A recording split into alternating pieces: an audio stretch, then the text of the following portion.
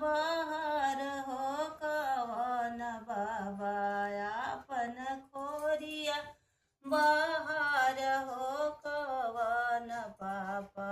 अरे पापा आई गईले दुलरू दामाद रे लाला नावा। अरे आई गईले दुलरू दामाद रे लाला नावा। खा कहाँ बैठे के मांगे ले लाल गलाई चा बैठे के मांगे ले लाल गलाई चा।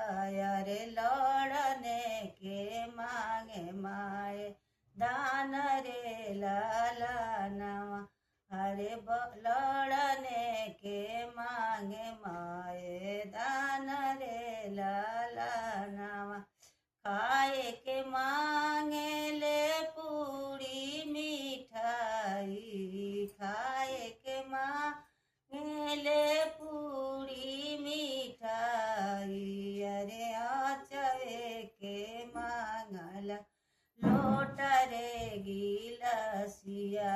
अरे आचवे के मांगे ले लोट रे गिलसिया। आपन खोरिया